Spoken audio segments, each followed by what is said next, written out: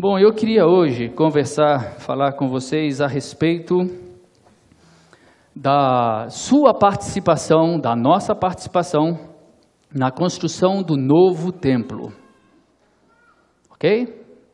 Através da oração.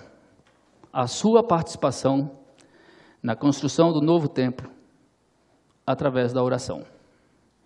Bom, teve o tabernáculo, não sei quantos conhecem a história bíblica, mas lá no Velho Testamento, primeiramente teve um tabernáculo, que foi construído por Moisés enquanto o povo estava no deserto indo para Canaã.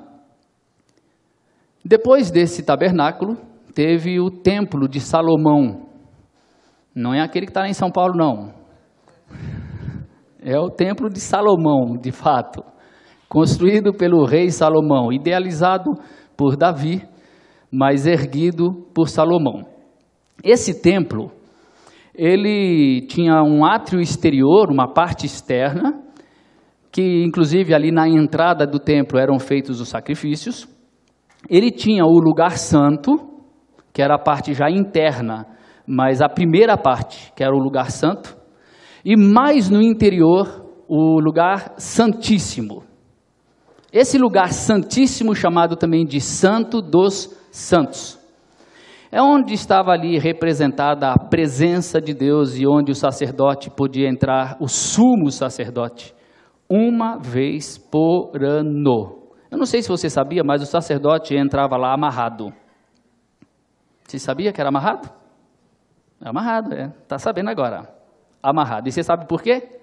Vou lhe contar também. Amarrado. Porque e se ele morresse lá dentro? Porque era um lugar sagrado. De repente, vai que ele não está bem com Deus e morre. Ou então dá um ataque de coração, está velho, o sumo sacerdote morre. Ninguém poderia entrar no Santo dos Santos para retirá-lo. Então era puxado pela corda. E além disso, na roupa ele tinha sinos. Porque enquanto ele estava se mexendo para fazer o sacrifício, os sinos iam batendo. Para todo mundo saber, opa, está vivo. De repente, se cai e o sino para de bater, pode puxar. Muito bem, esse foi o templo de Salomão, o primeiro templo. Aí depois, o Herodes o Grande fez o segundo templo. O templo que estava em Jerusalém na época de Jesus. Deste templo, resta um pedaço de um muro, que hoje está lá, chamado de Muro das Lamentações, que nada tem a ver com o livro de Lamentações da Bíblia. Tem a ver tão somente com as lamentações, os lamentos, os choros dos judeus, que vão para lá dia após dia orarem. Dia após dia, clamando a Deus pela reconstrução do templo. Um novo templo, o terceiro templo. Eu disse que eu queria falar com vocês sobre a sua participação na construção do novo templo pela oração. E é sobre isso que vamos falar. Eles ficam lá assim, mais ou menos. Pega a lei na mão e ficam assim, ó. E às vezes eles ficam sentados numa cadeirinha, e com essa cadeirinha, e não é só eu que não sei fazer, né? Porque não é só isso aqui não, é o corpo, mexe quase tudo, né? Fica aqui, o tempo inteiro. Isso, porque eles precisam estar vivos, como uma chama de uma vela que tremula. E porque eles têm que estar ali rezando, orando, com todo o corpo, com toda a alma, com todo o espírito, com toda a mente, com todo o amor, com todo o coração. Então o corpo todo participa daquela oração aflitiva, orando por paz e pela reconstrução do templo. Mas ali só tem um pedaço do muro, porque um pouco mais no alto tem a mesquita, a cúpula dourada, aquela imagem que você vê das fotos de Jerusalém, a que mais se destaca, aquela cúpula dourada, a mesquita muçulmana, que está no lugar onde seria o Santo dos Santos. Eles não podem chegar lá. Então, no muro, quando você vê ele de frente, tem uma entrada lateral à esquerda, na parte dos homens, em que entram e vai mais para o fundo, mais próximo, inclusive, daquele local.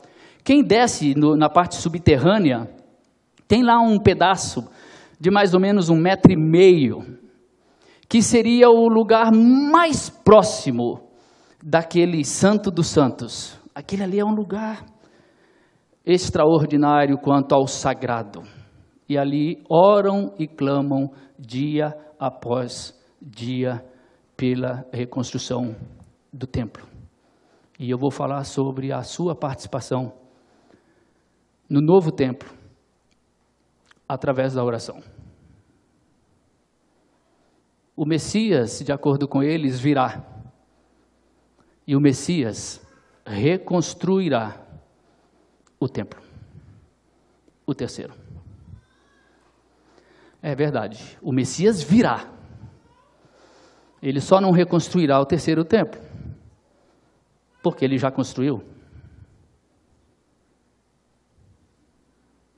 Eles não esperam o Messias que virá, mas eu acredito que há um véu posto sobre eles, como posto sobre a maioria da humanidade, que não percebe a beleza, a grandiosidade, a sublimidade do ser, da pessoa, desse Messias, que chamamos de Jesus. Mas haverá o dia, quando Jesus se manifestar em glória, esse véu será retirado. Quando esse véu for retirado, e nós o virmos como ele é, e formos tomados pela plenitude de sua glória e graça, iluminadas as nossas mentes, iluminado o nosso coração, nós enxergaremos não apenas a nós mesmos, mas enxergaremos a realidade como jamais seria possível, e seremos tomados da plenitude dele. Aí nós enxergaremos. Eu oro, espero, desejo que esse véu seja retirado do povo judeu, e quando o Messias, que nós amamos e cremos, chegar, esse véu sendo retirado, não haverá nenhum desejo de um terceiro templo construído naquele Monte Moriá, no lugar onde existe uma mesquita muçulmana, porque eles verão o templo que estará erguido dentro do coração. E a visão do que está dentro se ampliará. É aquele templo de Ezequiel que cresce para dentro. Quanto mais você entra, mais amplo ele é, maior ele é. É um templo que não existe a menor possibilidade de ser construído em qualquer lugar. Porque ele é um templo que de uma caixinha, de uma portinhola pequenininha, de um pedaço pequeno, quando você entra, novos mundos vão se abrindo e jorra uma água que cura o coração, cura a mente, cura as nações, cura as doenças, cura tudo e qualquer coisa. Por onde esta água passa, ela leva a vida. Então, quando esse véu for retirado de nós todos aqui, aí nós veremos esse templo que cresce para dentro e que cresce no coração. O templo a ser construído, ou o templo já construído, não é lá em Jerusalém, mas é aqui em nosso coração. O templo a ser construído não é o templo que pode ser erguido por qualquer povo, e a genealogia desse templo, a geografia desse templo, é exatamente o coração de cada um. Assim é e assim será. Mas acompanhe comigo um texto que eu quero ler, se você puder abrir, Hebreus, capítulo 9, porque eu quero falar, como eu disse, a sua e a minha participação nesse novo templo que se constrói no coração, especificamente falando da oração em relação a isso. Olha só, Hebreus 9. Hebreus 9 A partir do verso 1, ele vai falando sobre esse templo, o lugar santo, depois o Santo dos Santos. No verso 6 ele diz: estando tudo assim preparado, os sacerdotes entravam regularmente no lugar santo do tabernáculo para exercer o seu ministério. No entanto, somente o sumo sacerdote entrava no Santo dos Santos, apenas uma vez por ano, e nunca sem apresentar o sangue do sacrifício que ele oferecia por si mesmo e pelos pecados que o povo havia cometido por ignorância. Agora preste atenção nesse verso 8. Dessa forma, o Espírito Santo estava mostrando que ainda não havia sido manifestado o caminho para o Santo dos Santos enquanto permanecia o primeiro tabernáculo. Isso é uma ilustração para os nossos dias, indicando que as ofertas e os sacrifícios oferecidos não podiam dar ao adorador uma consciência perfeitamente limpa. Eram apenas prescrições que tratavam de comida e bebida e de várias cerimônias de purificação com água. Essas ordenanças exteriores foram impostas até o tempo da nova ordem. Está dizendo que o Espírito Santo indicava que não havia sido manifestado o caminho para o Santo dos Santos. O dia em que o Messias se revelar, esse templo, cujo caminho já está aberto, e vamos falar dele daqui a pouco, já está apresentado e livre para o nosso acesso, esse Santo dos Santos, o lugar mais íntimo, o lugar da presença de Deus, ele vai se revelar em nós, de uma forma tão sublime como que jamais poderíamos imaginar.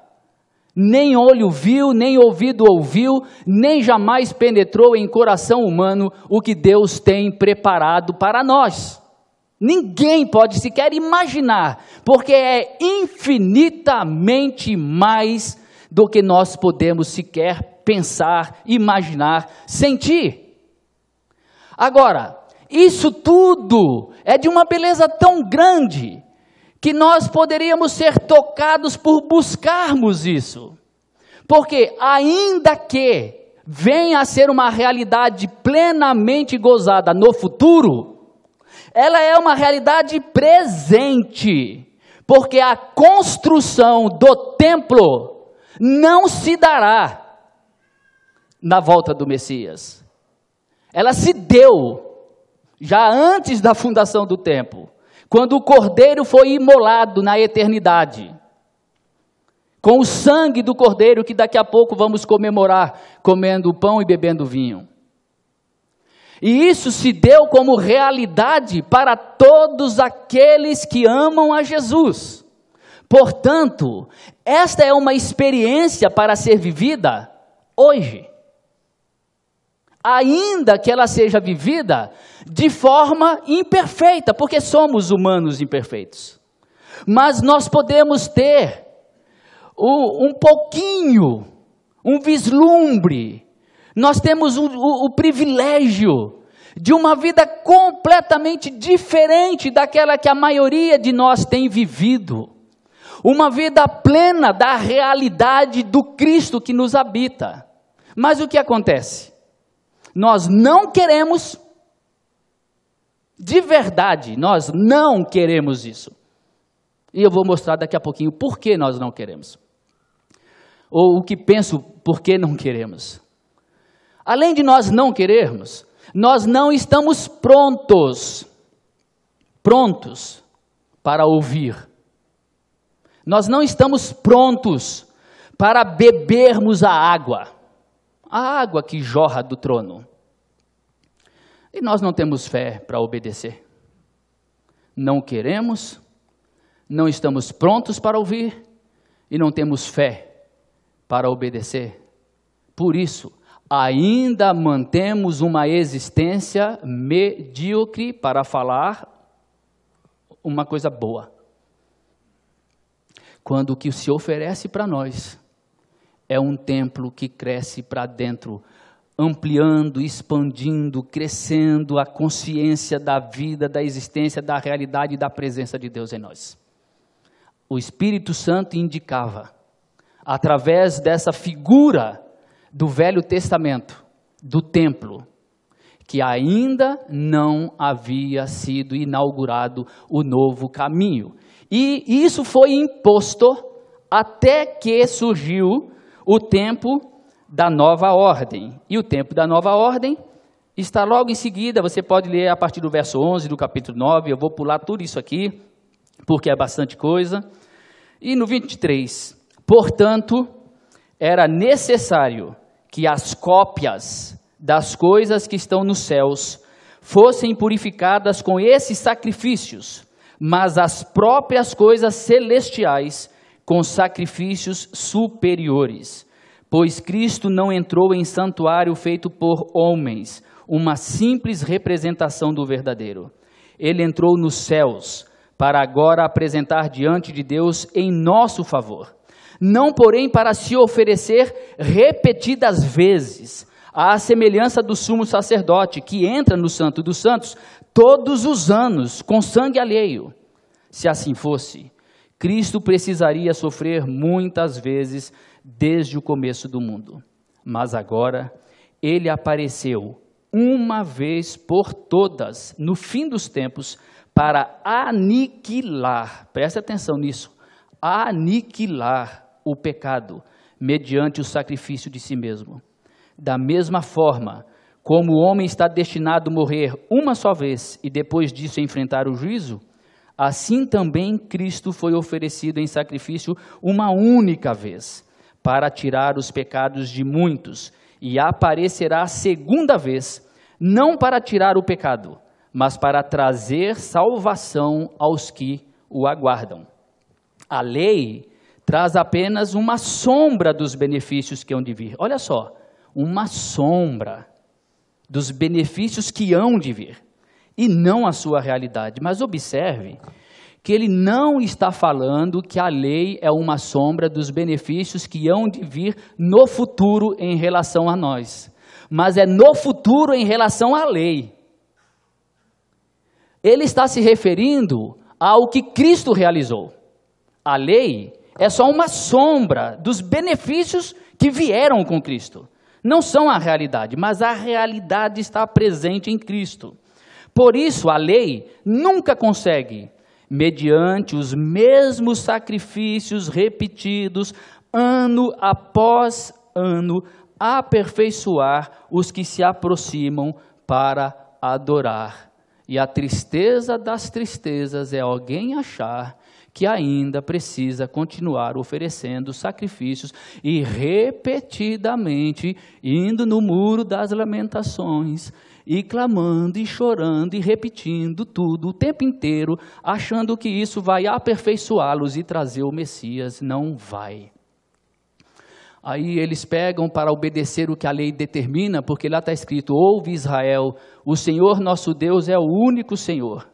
Amarás o Senhor teu Deus de todo o teu coração, de toda a tua alma, de todo o teu entendimento. Estas palavras que hoje eu te ordeno estarão no teu coração. E depois diz, você vai ensinar para os filhos ao andar, ao caminhar, tudo, e depois fala assim: você as atarás ao seu braço e também na sua testa. E eles fazem isso. Eles pegam um pedacinho de uma caixinha, colocam essas palavras: ouve Israel, o Senhor nosso Deus é o único Senhor. Coloca dentro de uma caixinha, amarra aqui na testa, com uma corda que vem em todo o braço enrolado.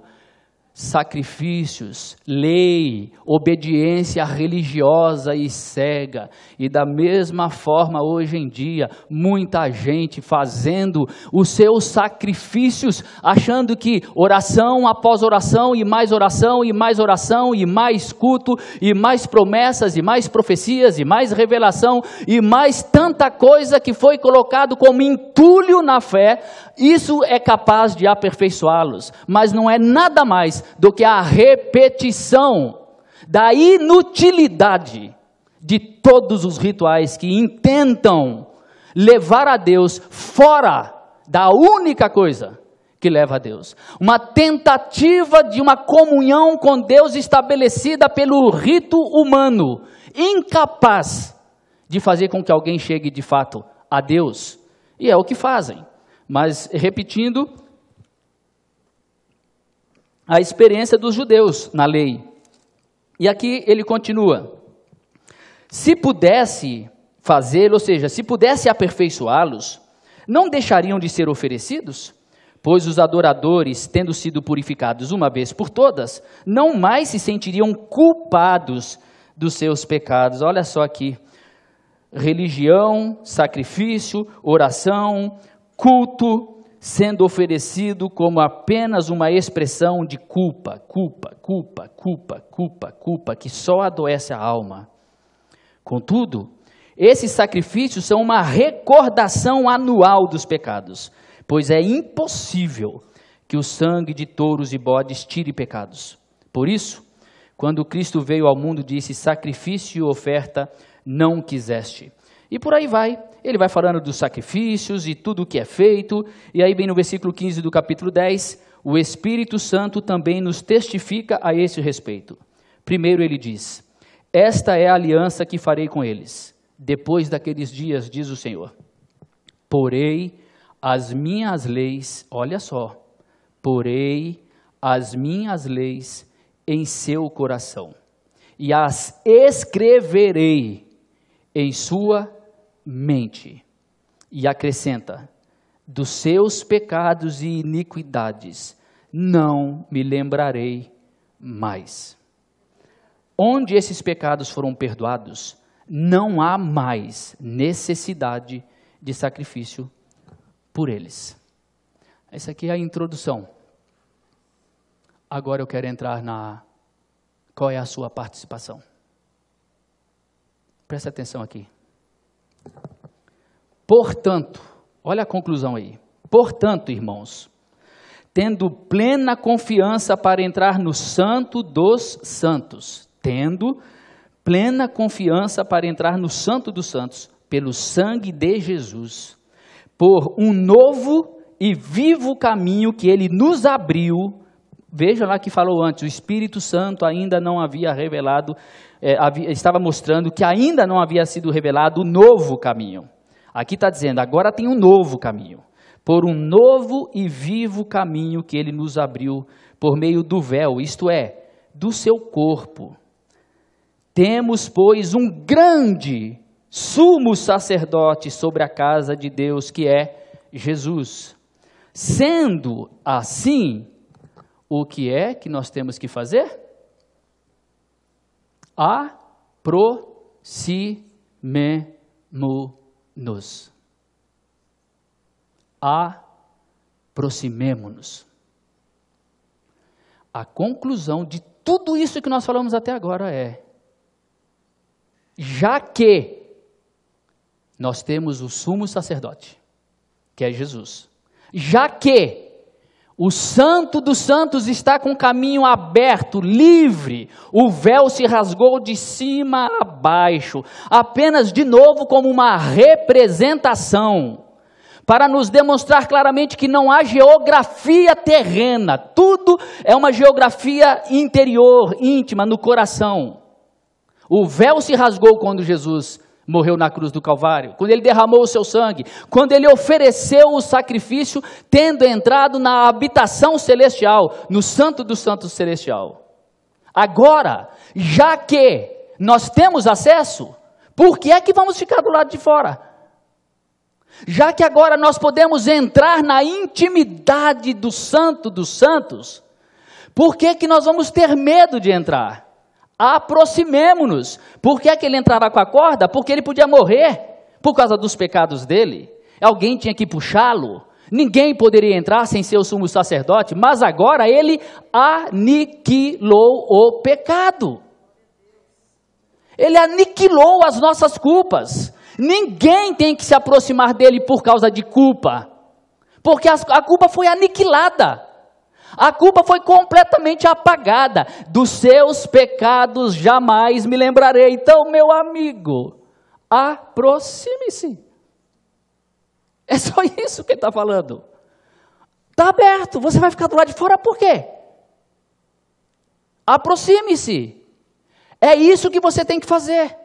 Essa é a minha participação, essa é a sua participação, atraídos pelo amor daquele que entregou a sua vida por nós, que a gente tenha coragem de entrar, porque na hora que a gente entrar, um novo mundo vai se abrir, e o templo de Ezequiel começa a ser construído dentro de nós. Um templo que você não pode construir, que pastor nenhum pode construir, que papa não pode construir, que religião nenhuma pode construir. Na verdade, as religiões apenas fecham o caminho para essa construção interior. Mas é uma coisa que só pode ser construída na presença de Deus, entrando no Santo dos Santos. Aproxime-se. Mas eu disse que nós não queremos. Porque, na verdade, é o que nós demonstramos. Se eu perguntar quantos querem, todo mundo vai dizer que quer. Todo mundo quer. É claro que todo mundo diz que quer. Mas quer mesmo? Quer mesmo, de verdade mesmo? Para valer, para viver e morrer? Aí eu já não sei se eu e você queremos. Bom, nós não estamos falando aqui de realidades palpáveis, é óbvio que não. Estamos falando de realidades espirituais, de fé. É um passo de fé. É acolher no coração a graça daquele que diz: os teus pecados estão perdoados. É crer que aquilo que ele disse que fez, ele de fato fez. Os teus pecados estão aniquilados. É crer que ele fez o que era impossível a mim ou a qualquer sacrifício humano realizar. É crer que através disso eu sou salvo, eu sou aceito, eu sou plenamente amado. É mesmo um passo de fé. É você lançar-se em fé nessa realidade e viver submisso a essa vontade. Não há como ensinar isso. Não há como se apresentar um passo a passo para se chegar. Faz isso, depois isso, depois isso, depois isso e você entrou. Não é nada disso. Ou você crê, ou você não crê. Ou você acolhe como verdade no coração, ou você não acolhe como verdade no coração. Ou você vive a realidade da presença de Cristo em você, ou você não vive a realidade da presença de Cristo em você. Agora, há uma coisa simples, objetiva, clara e direta, que para você e para mim, seres humanos, presos, limitados ao tempo e ao espaço, limitados a essa contingência humana, que nos faz muito bem e que é uma convocação de Jesus. Aproximarmos-nos dele através da oração. Aproximarmos-nos dele através da oração. Aproxime-se. Eu estou aqui. É como se Deus estivesse dizendo: aproxime-se, vamos conversar. Aproxime-se, porque eu estou aqui, pronto para te receber. Os teus pecados já estão perdoados. Portanto, aproxime-se sem medo. Mas há realidades espirituais para aqueles que entram aqui e que se lançam nesse mar. Então entre. Aí você diz: legal, eu oro em todo o tempo. Porque Paulo diz: orai sem cessar. Orai em todo o tempo. E aí então nós dissemos: sim, é claro que eu oro. Eu oro em todo o tempo. Observem Jesus. Ele orava em todo o tempo? Sim, é claro. E os apóstolos oravam em todo o tempo? Obviamente que eles oravam em todo o tempo. Mas responda-me. Esse orai sem cessar, orando em todo o tempo, não tem sido só uma desculpa para não orar de jeito nenhum? Não, eu estou sempre pensando em Deus.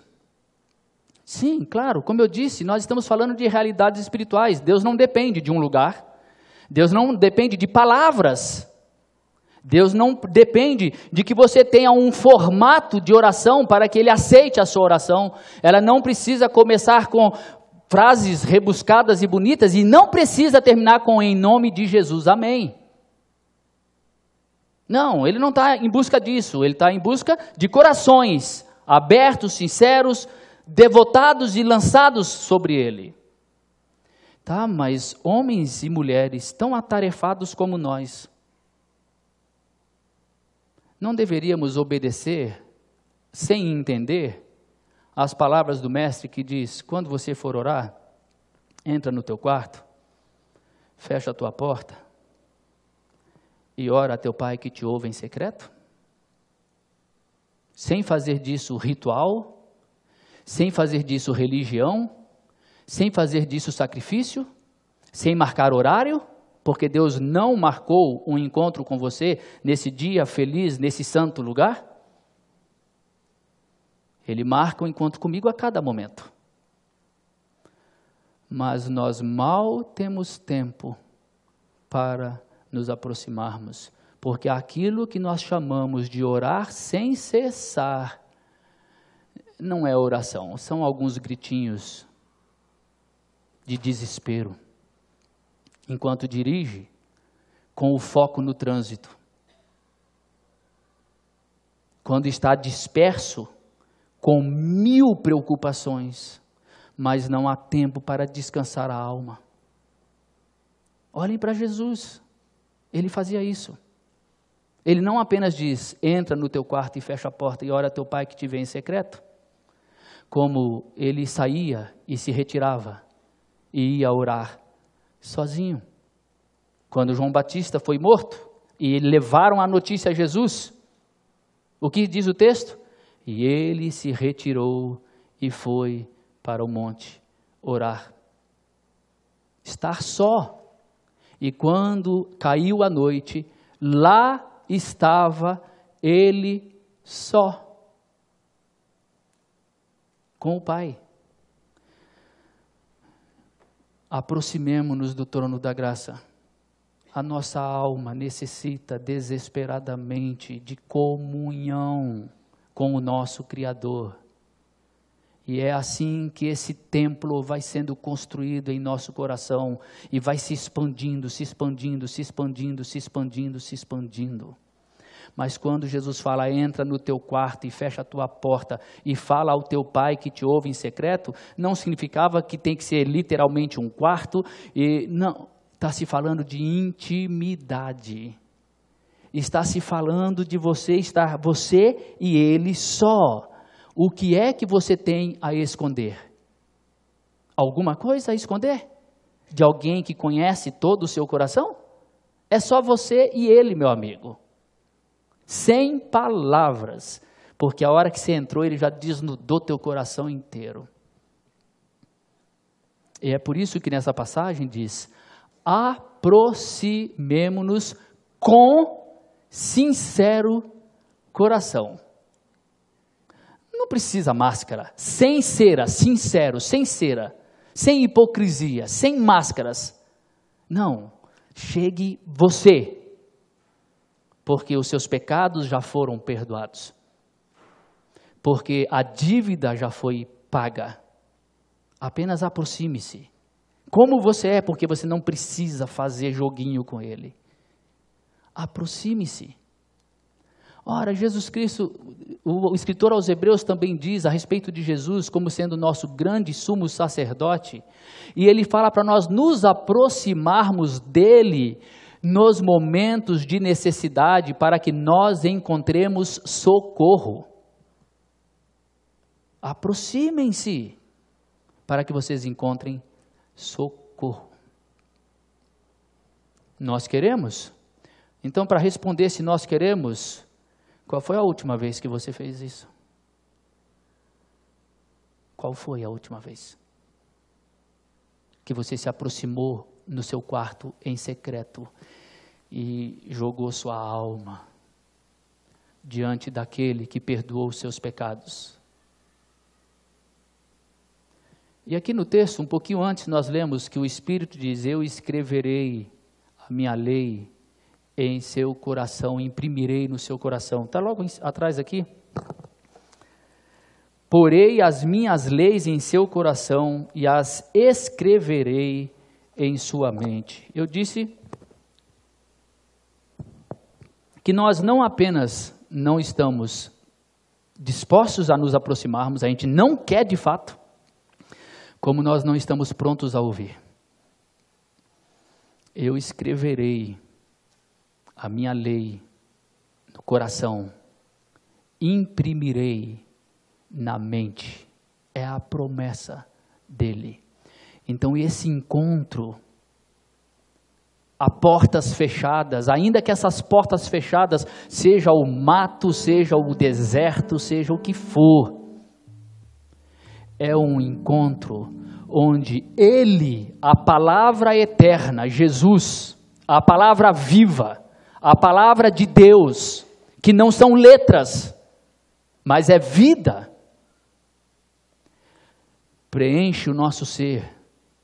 E quando nós oramos e olhamos, aprendemos dele conforme o Evangelho, temos a nossa vida moldada de acordo com as leis dele escritas em nosso coração pelo poder do Espírito, que diz: eu farei que vocês lembrem de tudo e que vocês sejam guiados a toda a verdade.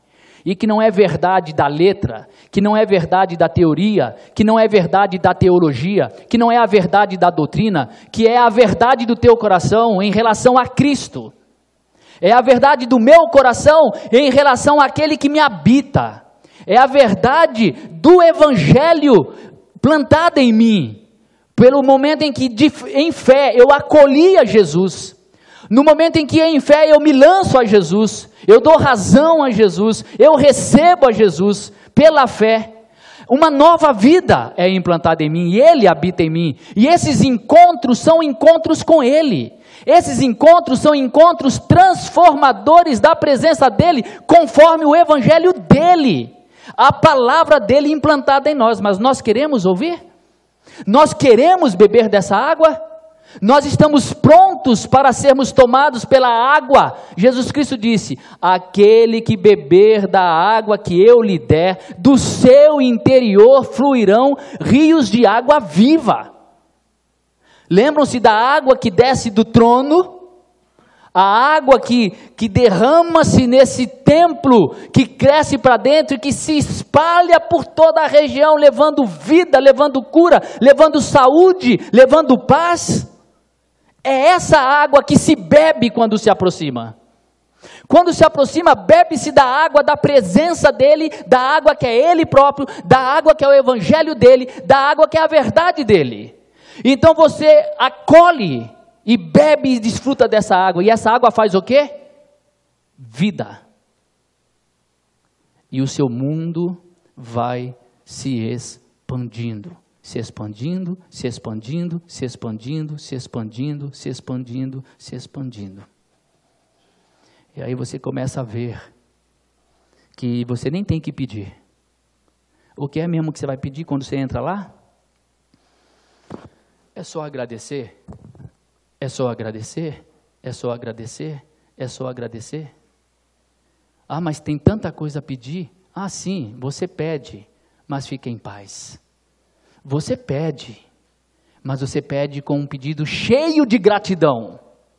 A diferença da oração daquele que se aproxima do trono da graça, em relação àquele que ora, mas é uma aproximação religiosa, é que a aproximação do trono da graça permite que você peça e descanse, enquanto que o outro pede e adoece. Pede e não tem paz. Pede e se angustia com o que pede. E então precisa voltar e pedir, e se angustiar, e pedir de novo, e se angustiar de novo, e continuar se angustiando. E não consegue a paz no coração. Um coração pacificado pelo derramar da água da vida que é Jesus. Do seu interior fluirão rios de água viva. Meu Deus do céu, se nós falamos que nós somos de Cristo e se nós cremos nessas palavras, deveríamos nos aproximar para que esta água nos lavasse. Nos aproximarmos com o coração sincero e em fé, que é o que nos diz aqui o escritor aos Hebreus. E aí então nós vamos começar a olhar a vida de outra forma. Oramos pelos filhos e oramos todo dia sem cessar, mas nosso coração está tranquilizado e pacificado por aquele que cuida deles. Oro pela conversão de alguém à luz, à graça do Evangelho, e eu abraço, eu acolho e nunca o dano ao inferno tentando convertê-lo à força do meu argumento intolerante, impaciente. Eu oro por causa da corrupção, mas eu não aponto o dedo para ninguém e eu olho para mim mesmo e falo que aqui está a corrupção que tem que ser lavada pela água do Cordeiro. Paz. Essa é a diferença. Ora e encontra paz. O outro ora e faz igual aos judeus no Muro das Lamentações. Tem que voltar todo dia para lamentar e clamar por algo que nunca lhe será dado, a não ser dado com uma grandeza muito superior, se pela graça de Deus o véu for tirado da frente deles, como cremos que o será. E que então eles serão invadidos pelo novo templo que foi garantido na cruz do Calvário. Mas para concluir, eu falei que nós não temos fé para obedecer. Porque quando nós entramos nesse santo dos santos, quando nós nos aproximamos com esse coração sincero, em plena convicção de fé, que é o que está escrito aqui, coração sincero e em plena convicção de fé. Quando eu entro assim, em plena convicção de fé, me aproximo do Deus que está em mim, sem palavras, apenas um coração derramado, com ou sem palavras, mas é o coração gritando. Mas é um coração gritando por uma água que vem do próprio Cristo conforme o Evangelho, para moldar-nos e ampliar a nossa visão. Aí a gente não tem fé para obedecer, porque Ele vai nos mostrar o caminho. E aí a gente não obedece. Ele diz assim, pedi e dar-se-vos-á. Legal, aí você gostou porque você quer entrar e quer pedir e quer que Ele te dê. Batei e abrir-se-vos-á. Ok, você também, agora eu gostei também, vou entrar no Santo dos Santos, bater e Ele vai abrir para mim. Buscai e achareis. Eu vou buscar e vou achar. Não, meu amigo, você vai bater e não vai abrir, você vai buscar e não vai achar, você vai pedir e não será dado. Porque se faltar fé para obedecer, simples, tão simples como a vida é, não lhe será dado. Porque o mesmo lugar que diz, batei e abrir-se-vos-á, buscai e achareis, pedi e dar-se-vos-á, é aquele que diz, tudo aquilo que você quer que lhe façam, faça você ao outro. Só pede e recebe quem pede por amor. Só pede quem antes de pedir para si, só pede e recebe quem antes de pedir para si, pede para o outro. Só busca e encontra aquele que busca para o outro.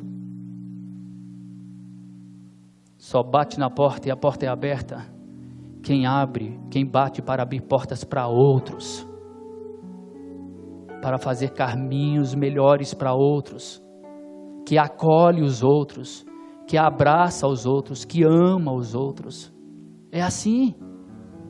Perdoa as nossas dívidas, assim como nós perdoaremos aqueles que vierem a nos ofender. É assim que é a oração? Não, não é não. Perdoa as nossas dívidas, assim como nós perdoamos aqueles que nos têm ofendido. É anterior. é a decisão antecipada de servir ao outro. Aí você chega lá no Santo dos Santos, aproxima-se desse Deus, aproxima-se dessa graça, e o templo vai se expandindo dentro de você à medida que você ama.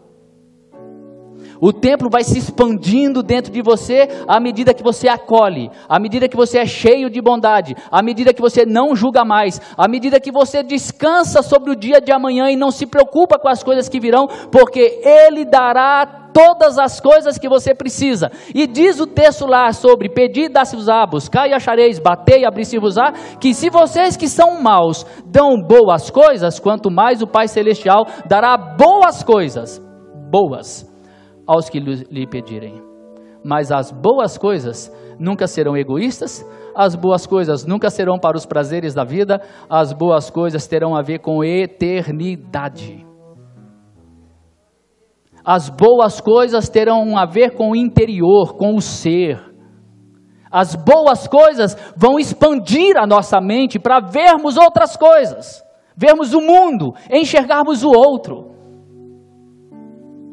Gente, isso é extraordinário. Isso traz paz, isso liberta, e isso nos prepara para pedir e sermos atendidos no que pedimos, para batermos e a porta ser aberta, para buscarmos e acharmos. Sempre acharemos, sempre teremos a porta aberta e sempre seremos atendidos, pela simples razão que a nossa visão será outra visão, não a das mesquinharias da vida humana aqui nessa terra. Aproximemo-nos e então tenhamos coragem de deixar a nossa vida ser invadida pela fé, pela água da vida que é Jesus, pela sua palavra que é Ele próprio, para que a verdade do Evangelho, não a verdade da teologia, da religião, não a verdade do seu pensamento, mas a verdade do Evangelho, domine a sua e a minha vida, e para que a gente tenha fé para obedecer àquilo que Ele nos orienta. Desses encontros sairão novas atitudes, e que nós prontamente obedeceremos pela fé, amando quem não nos ama, perdoando quem nos ofende, acolhendo, abraçando, não julgando, servindo, tendo o coração pacificado, tranquilizado, buscando o que é eterno e não o que é passageiro. Aí você vai ver como a vida é extraordinária. Mas isso nem olhos viram, nem ouvidos ouviram, nem jamais penetrou em coração humano o que Deus tem preparado. Isso é só um avant-première. Isso é só um gostinho daquilo que será depois, quando nós o veremos como Ele é, e seremos tal qual Ele é, e Deus habitará conosco para sempre. Essa sim será a glória, e não vejo a hora dela chegar.